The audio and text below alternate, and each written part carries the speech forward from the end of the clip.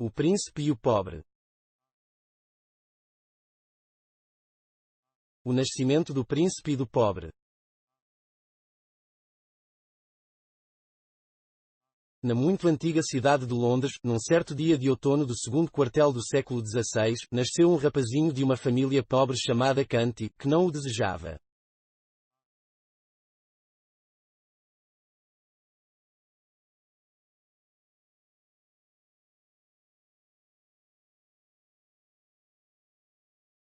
No mesmo dia, nasceu outra criança inglesa, essa de uma família rica, Tudor de nome, que o desejava muito, toda a Inglaterra também o queria.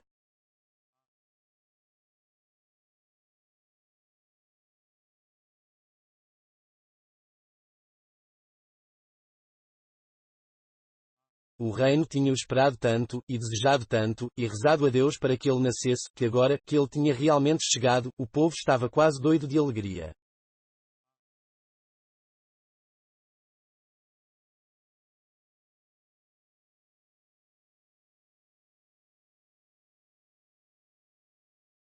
A dançar nas ruas de felicidade e júbilo, a rir e a chorar ao mesmo tempo, todos se permitiram ter um dia de descanso, altos e baixos, ricos e pobres, e fizeram festas, bailaram e cantaram até quase endoidecer. Esta festa durou vários dias.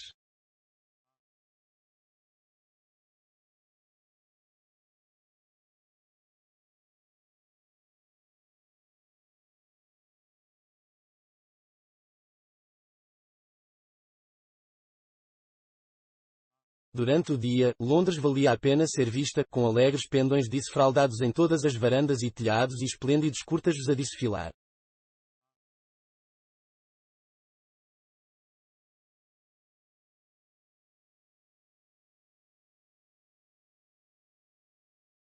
À noite também valia a pena, com grandes fogueiras em todas as esquinas e grupos de foliões a pular à volta delas.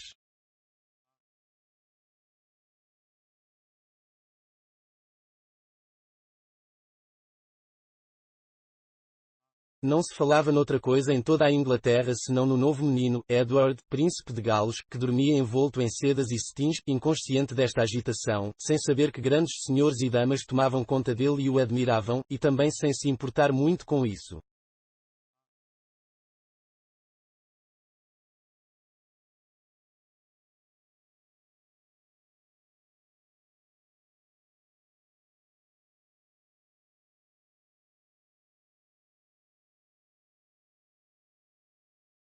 Mas ninguém falava do outro bebé, Tom Carity, embrulhado nos seus pobres farrapos, a não ser na família de pobres que ele tinha acabado de importunar com a sua presença.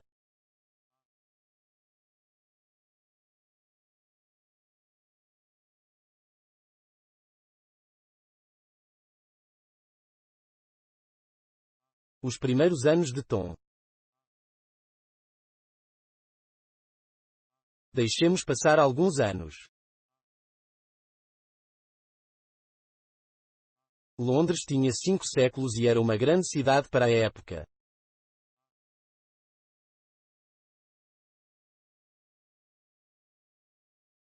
Contava com 100.000 habitantes, há quem diga que havia o dobro.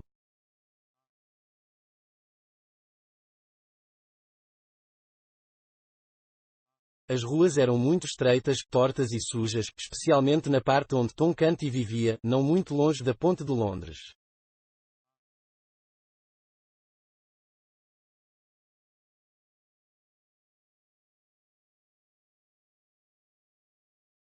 As casas tinham sido construídas em madeira, com o segundo andar projetado para fora do primeiro e o terceiro com as ombreiras para fora do segundo.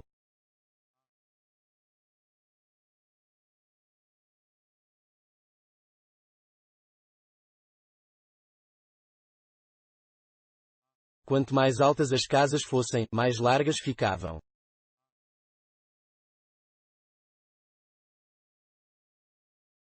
Pareciam esqueletos formados por touros de madeira, fortes e cruzados, com argamassa coberta de estuque aplicada entre elas.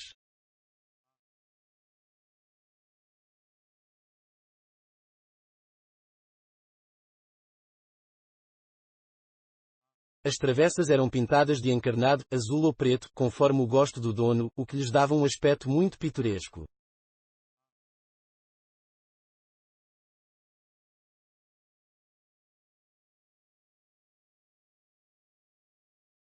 As janelas faziam-se pequenas, fechadas, com vidros em forma de losango, e abriam para fora com dobradiças, como se fossem portas.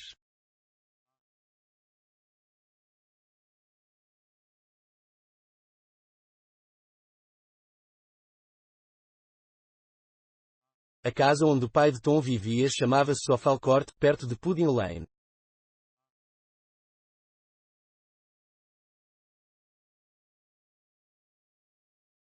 Era pequena, degradada e pouco firme, e estava pejada de famílias extremamente pobres.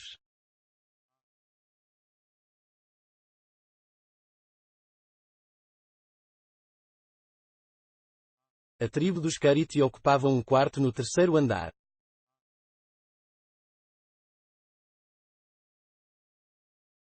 O pai e a mãe tinham uma espécie de estrado no canto, mas Tom, a avó e as duas irmãs, Beth e Nan, tinham o chão todo para eles e podiam dormir onde quisessem.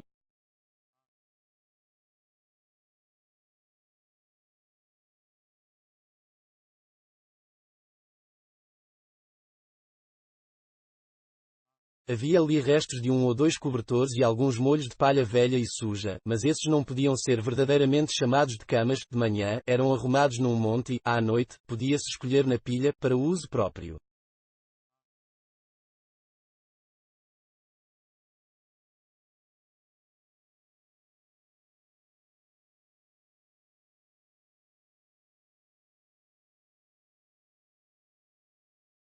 Beth e Nan tinham 15 anos, gêmeas.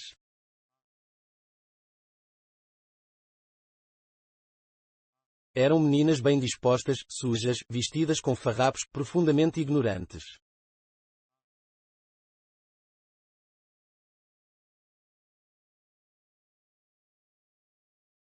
A mãe era como elas. Mas pai e a avó eram um bom par de diabos.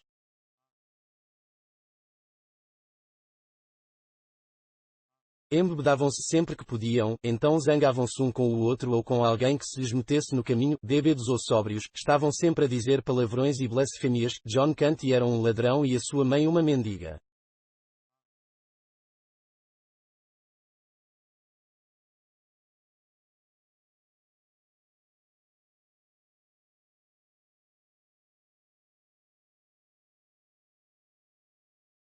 Transformaram as crianças em mendigos, mas não conseguiram fazê-los ladrões.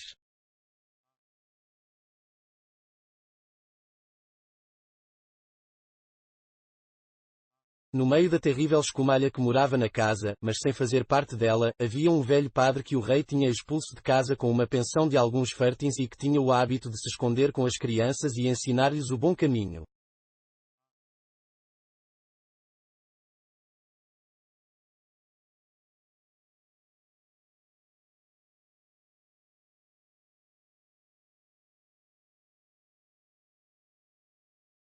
O padre Andrew também ensinou a Tom um pouco de latim e a ler e escrever, e teria feito o mesmo com as meninas, mas elas tinham medo que os amigos fizessem troça perante uma instrução tão esmerada.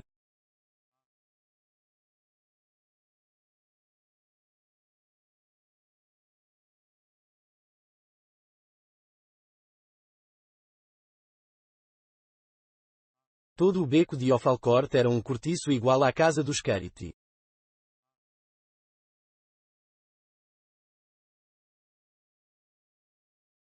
Bebedeiras, desordens e discussões eram de todas as noites e durante quase toda a noite.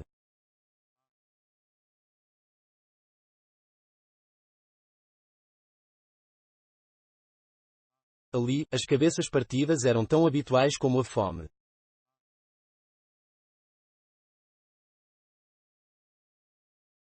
Contudo, o pequeno Tom não se sentia infeliz.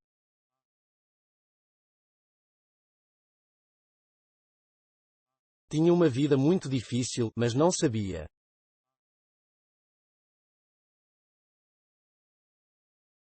Era a mesma vida que tinham os outros miúdos de Ofalcourt, portanto ele achava que era normal e confortável.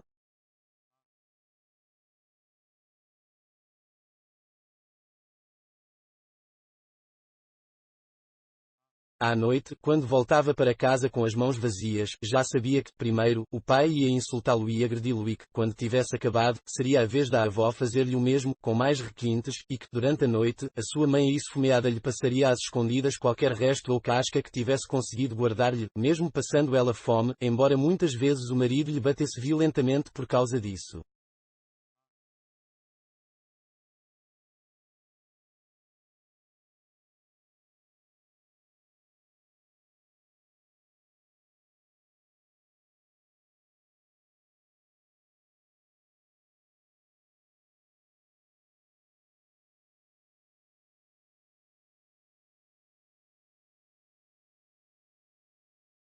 Mesmo assim, a vida de Tom corria-lhe bastante bem, especialmente no verão.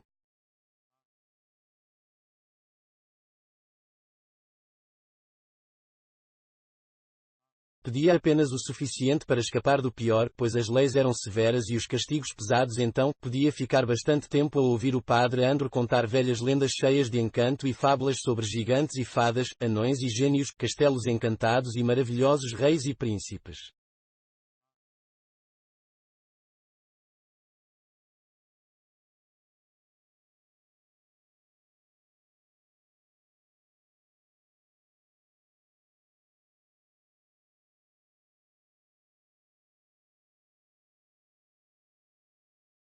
A sua cabeça acabou por ficar cheia dessas coisas tão bonitas e, muitas noites, enquanto estava deitado às escuras na palha pobre e suja, cansado, esfomeado e com o corpo moído, dava asas à sua imaginação com imagens deliciosas da vida agradável de um príncipe mimado, a morar num lindo palácio.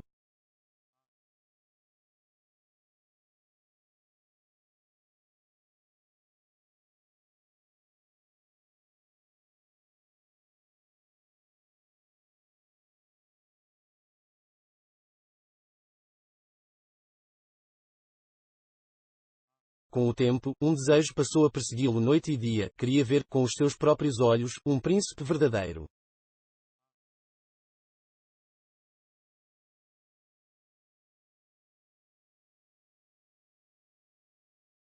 Um dia falou nisso aos seus camaradas de Ofalcorte, mas os outros miúdos riram-se dele e fizeram troça com tanta crueldade, que desde aí Tom resolveu guardar os seus sonhos para si mesmo.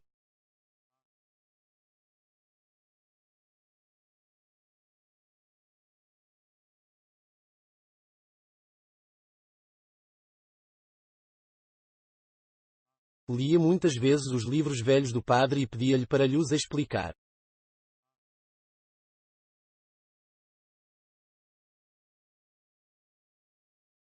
Aos poucos, os sonhos e as leituras provocaram-lhe algumas mudanças.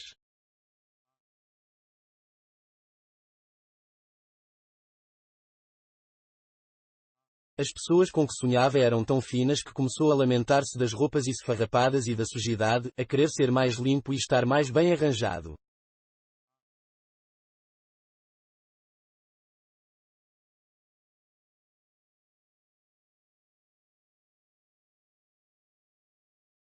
Continuava a brincar na lama da mesma maneira e não deixava de se divertir, mas, em vez de chapinhar no Tamisa só por gosto, começou a achar que também valia a pena pelos banhos a que dava ensejo.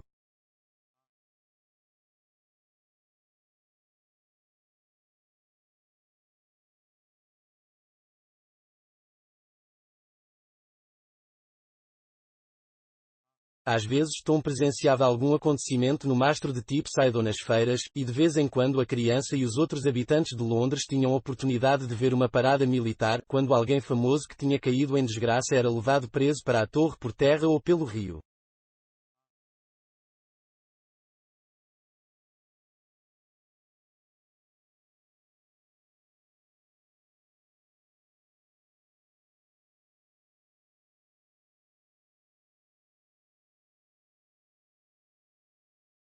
Num dia de verão viu queimar, na pira de Smithfield, a pobre Ana Eskew e mais 3 homens, ouviu o sermão que o bispo fez sobre eles, assunto que não lhe interessava.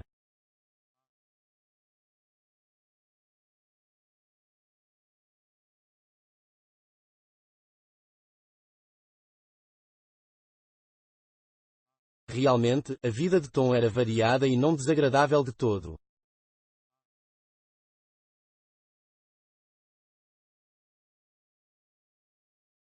Aos poucos, as leituras e os sonhos de Tom sobre a vida principesca tiveram um efeito tão forte sobre si próprio que, inconscientemente, começou a fazer o papel de príncipe.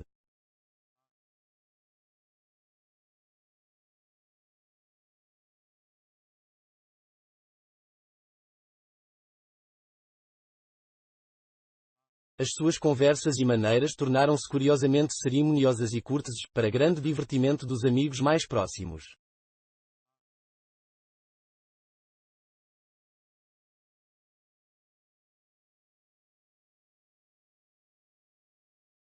Mas agora a influência de Tom sobre esses miúdos crescia todos os dias e passaram a olhá-lo com respeito, como um ser superior.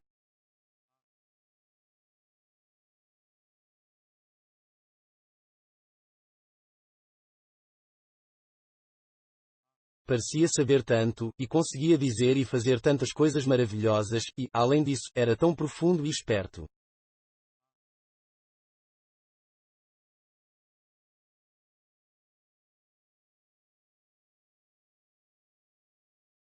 Os comentários e as representações de Tom foram relatados pelos rapazes aos adultos, e esses também passaram a conversar sobre Tom Carity e a achá-lo a mais prendada e extraordinária criatura.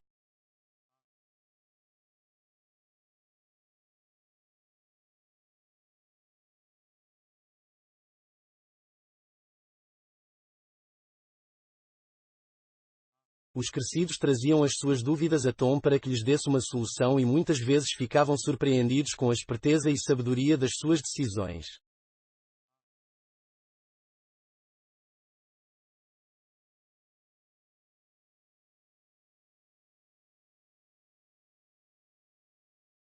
Na realidade tinha-se tornado um herói para todos os que o conheciam, menos para a sua própria família, que não lhe dava nenhum valor.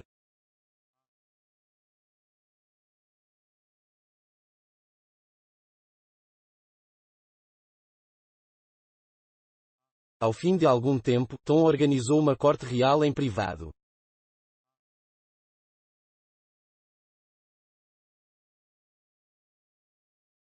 Ele era o príncipe, os seus camaradas mais especiais faziam de guardas, chanceleres, palafreneiros, fidalgos, aias e família real.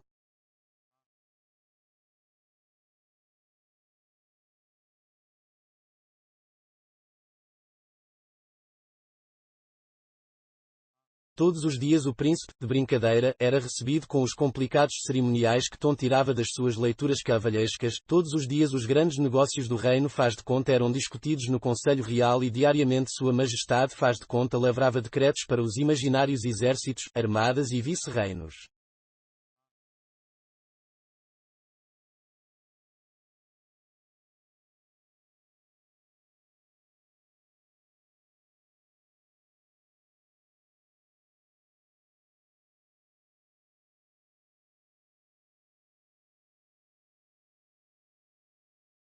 Terminada a comédia, lá ia vestido de farrapos, recolhia algumas moedas na mendigagem, comia as códias, aturava os insultos e pancadas do costume e, finalmente, deitava-se num molho da palha pestilenta e voltava aos seus sonhos de vã grandeza.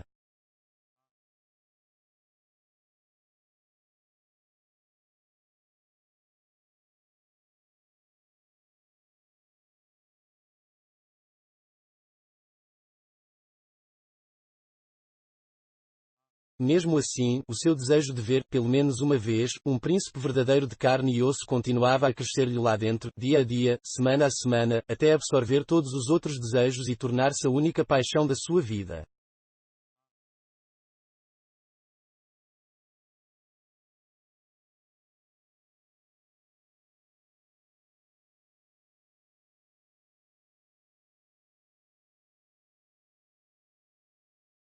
Num dia de janeiro, na habitual volta da mendigagem, Tom andava com desânimo para cima e para baixo, na área à volta de Mincing Lane e Little East Cheap, estava descalço e com frio, olhava para as terríveis empadas de porco e outras invenções mortais que estavam nas montras, para ele eram delícias próprias dos anjos.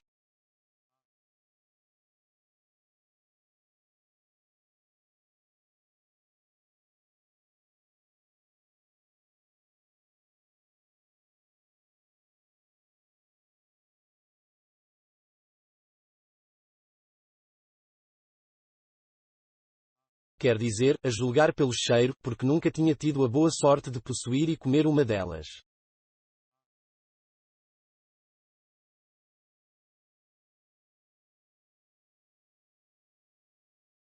Caía uma neblina fria, o ambiente era sombrio, estava um dia melancólico.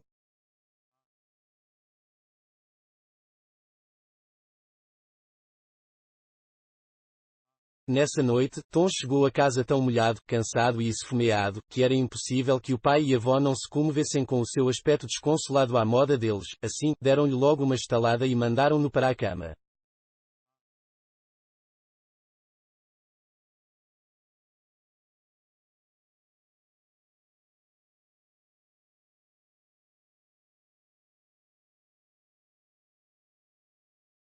Durante muito tempo a dor e a fome, a gritaria e pancadaria que iam pelo prédio mantiveram-no acordado.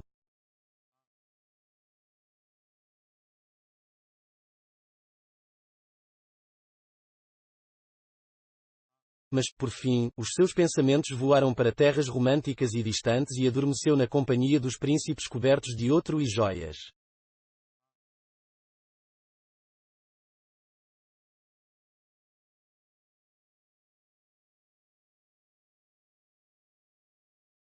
E então, como de costume, sonhou que ele mesmo era um príncipe.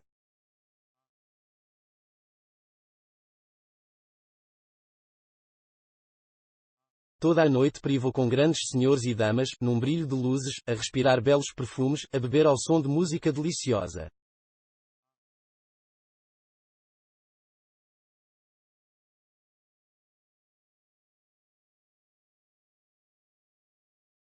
E, quando acordou de manhã e viu a miséria à sua volta, o sonho tinha tido o efeito habitual, intensificar a 1000 vezes a surdidez daquele ambiente.